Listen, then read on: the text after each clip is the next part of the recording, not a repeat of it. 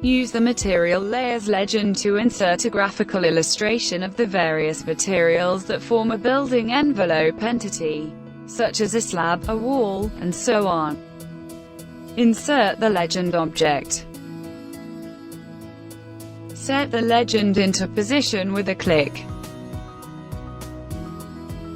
Customize the graphical representation of each layer on the drawing model.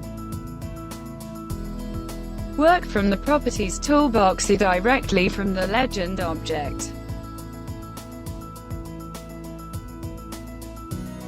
Define the background color.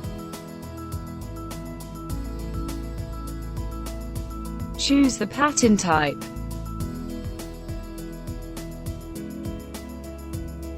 Color and thickness.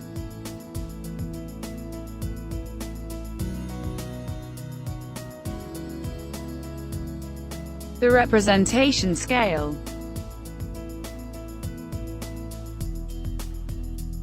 Now confirm and view the end result on the drawing model.